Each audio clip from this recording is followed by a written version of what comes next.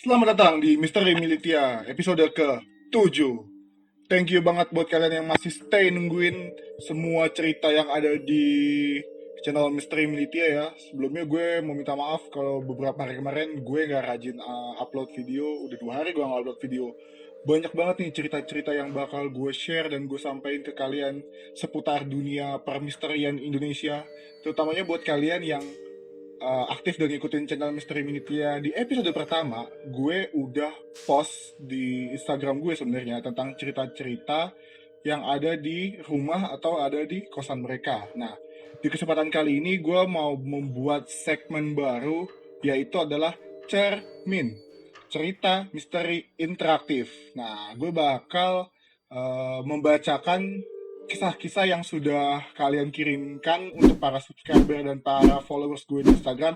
Thank you banget, ceritanya ada yang bener-bener gue bikin merinding, ada yang bener-bener gue mikir, wah kok bisa ya. Nah, kita bakal sama-sama dengerin cerita-cerita dari kalian-kalian semua. Sebelumnya, jangan lupa untuk klik tombol subscribe, like, dan share ke teman-teman kalian. Semoga kita tetap terhibur dalam channel ini, dan jangan lupa saat kalian nonton video ini, gue ingetin untuk jangan pernah merasa sendirian.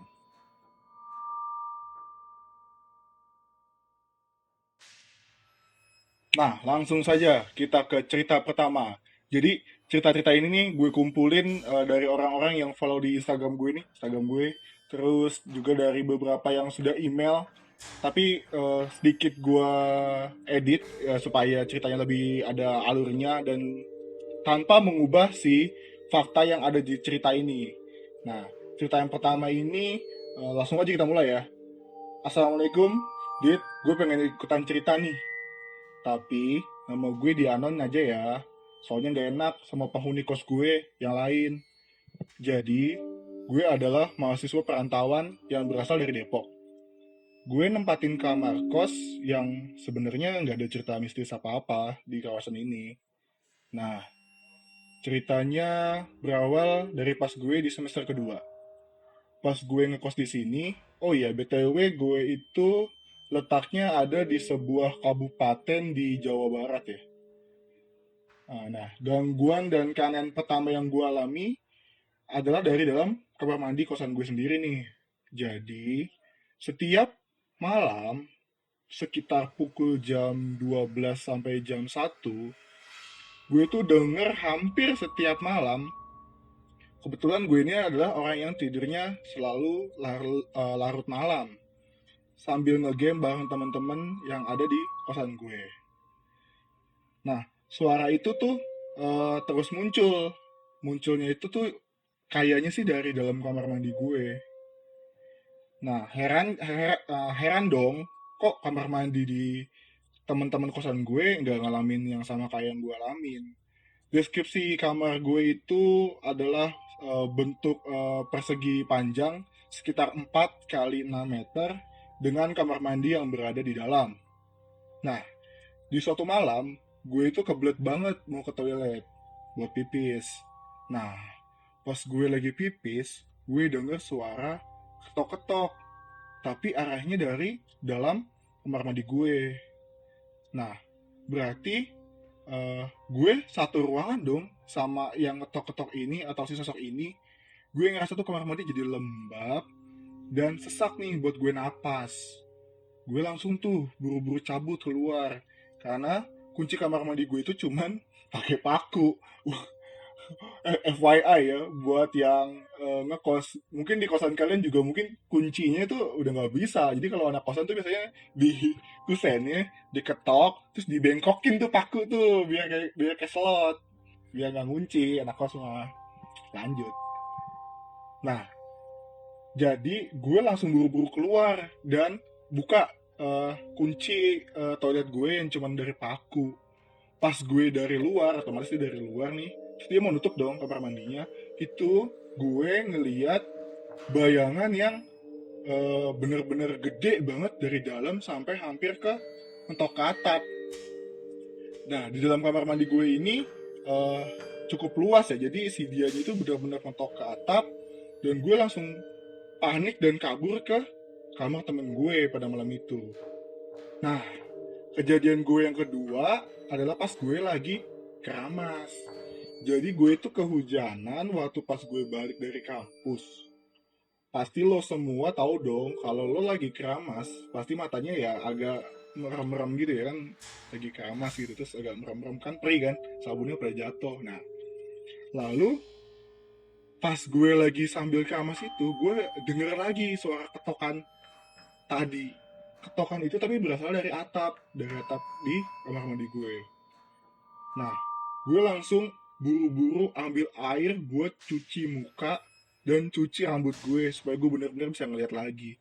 Tapi pas gue lagi cuci rambut dan cuci muka, gue ngerasa kayak gue tuh didorong kenceng banget dari arah belakang sampai gue tuh kepentok pintu dan suaranya tuh kenceng banget sampai temen gue tuh dateng karena dia pikir gue jatuh di toilet. Tapi nyatanya enggak. Gue langsung bilas dan bergegas keluar dari kamar gue lagi. Sampai sekarang gangguan-gangguan itu tuh terus terjadi ya. Tapi gue nggak bisa keluar kamar karena gue udah bayar sekitar 6 bulan khusus buat kamar itu. Jadi masih sisa 2 bulan lagi. Sayang dong kalau misalkan kita cabut gitu aja, masih sayang 2 bulan lagi. Jadi gue tetap jalanin dan sesekali untuk tetap nginap di kamar temen gue yang ada di sebelah. Mungkin sekian ceritanya dari gue. Makasih banget. Masih banyak banget cerita-cerita yang masih gue bisa sampein di episode selanjutnya. Sukses terus buat cerita misteri lo. Thank you. Thank you banget nih buat temen gue yang namanya di Anon ya. Tapi dia ini kuliah di salah satu kampus negeri yang ada di Bandung. Cukup terkenal ya yang ada di Bandung. Thank you nih ceritanya. Dia terutama buat anak-anak kosan, lo pernah pasti banyak banget anak kosan yang nonton video ini. Lo pasti punya cerita-cerita unik yang ada di kosan lo yang bikin lo gak nyaman atau mungkin bikin lo kayak apaan sih? Di kosan kok gini banget sih? Sampai lo pengen pindah.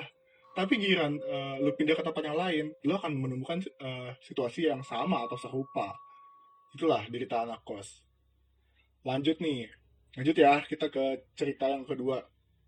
Nah, kalau ini dari teman gue nih. Assalamualaikum. Perkenalkan, nama gue Jaka. Jaka, nih gue bacain nih cerita lu, Jack. Nama gue Jaka, gue punya cerita yang pengen gue share karena ini tentang almarhum kakek gue. Jadi, ceritanya ketika waktu itu gue lagi di kamar, kamar gue itu letaknya paling belakang dan agak ke dalam gitu. Jadi kalau dari dalam tuh suara yang ada di luar atau di ruang tamu biasanya nggak kedengeran. Nah, singkat cerita, gue itu adalah orang yang hidupnya nokturnal katanya. Jadi gue aktifnya pas malam hari.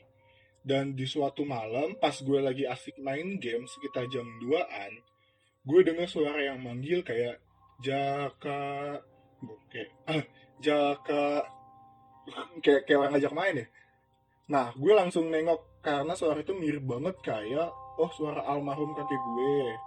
Nah, gak berapa lama ada yang ketok pintu kamar gue nih, tok tok tok, langsung tuh.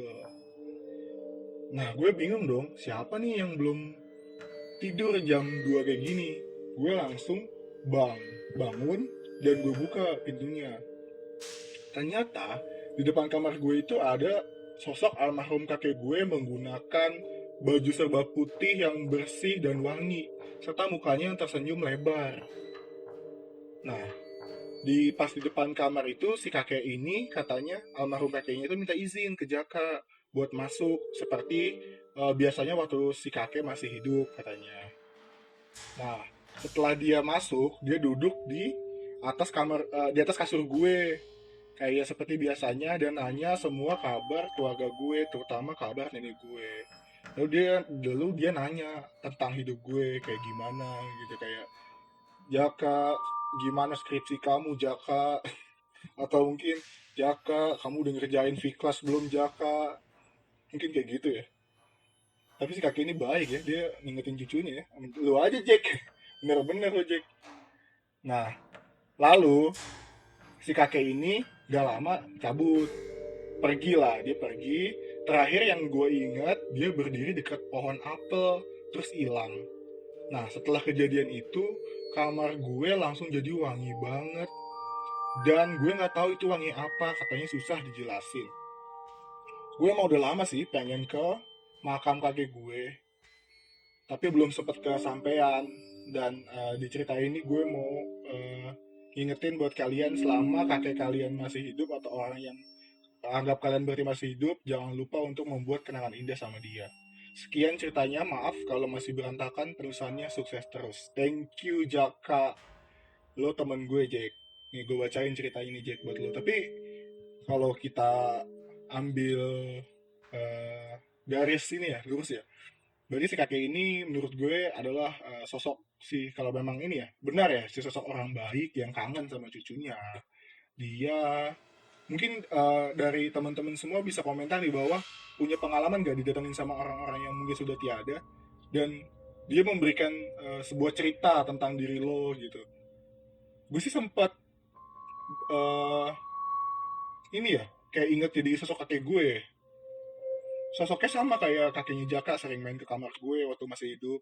Terus juga ingetin gue untuk nggak begadang mulu waktu gue masih kecil. Tapi dari semua ceritanya bisa kita ambil makna bahwa Jackie ini adalah anak yang baik, karena dia inget dong sama kakeknya. Lanjut nih. Nah, cerita ketiga. Lanjut ya. Cerita ketiga ini adalah cerita yang berasal dari temen gue, dan dia adalah cewek. Kalau tadi kan dua orang tadi kan cowok tuh. Yang pertama yang di kosan kan si cowok. Nah, yang kedua si Jaka, cowok juga. Nah, yang ketiga dia cewek nih. Nah, cerita yang ketiga ini tidak mau disebut namanya. Hai, gue titik-titik-titik di Anan aja ya namanya. Jadi gue pengen cerita tentang pengalaman misteri gue di rumah. Kejadian ini bermula pas 2 bulan lalu dan berturut-turut sampai sekarang. Gue juga heran pada awalnya, tapi ini benar-benar ngeganggu gue dan keluarga gue. Ceritanya, gue lagi duduk di depan TV sendirian di rumah sekitar pukul 5 sampai 6 sore. Awalnya gue nggak ngerasa ada yang aneh sampai gue bangun dan mau ambil wudhu buat sholat di kamar. Pas banget gue sholat sekitar pukul 6, gue denger kayak ada orang yang lagi ngobrol dan ngelakuin aktivitas, padahal gue lagi sendirian di rumah dan posisi pintu gue kunci.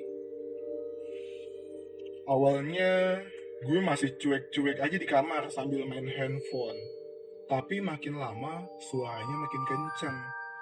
Kayak ada orang masak dan beberes di dapur gue. Kayak ada piring yang bersenggolan, ada suara mesin cuci, padahal jelas-jelas gak ada yang lagi nyuci. Lagian juga ngapain gue nyuci malam-malam. Nah, keesokan harinya, sekitar pukul 10 malam, gue mau ambil minum tuh di dapur. Karena letak dapur gue tuh percis di sebelah tangga, nah, gue itu pasti melewati dapur dan otomatis ngeliat tangga dong di depannya. Gue itu ngeliat sosok genderuwo, perwujudannya hitam dan berbulu, nongkrong ngeliatin gue di persimpangan tangga. Jauh. Mungkin kalau digambarin kayak tangga kan gini ya, gini terus belok gitu ya, naik terus belok ya. Nah, di atasnya ini nih ada genderuwo nih yang lagi ngeliatin si teman gue yang cewek ini nih. Nah, genderuwo itu percis nongkrong di atas sambil ngeliatin gue. Gue langsung balik badan dan kabur ke kamar. Kejadian ini terus berlanjut sampai yang paling parah adalah pas gue lagi sih sakit waktu itu. Badan gue lemes banget karena harus jalan ke dapur buat ambil minum. Sekali lagi, gue ngeliat sosok itu berdiri di tangga, dan seketika gue kaget dan gak sadar. Mungkin gak sadarkan diri ya. Kata orang yang ada di rumah gue kesurupan dan teriak-teriak pas maghrib. Gue disaranin, kalau kalian lagi sakit atau nggak fokus, jangan lupa berdoa, karena mudah banget diganggu sama makhluk halus. Sekian cerita dari rumah gue, dan sebenarnya masih banyak sisi rumah gue yang sama horornya. Terima kasih.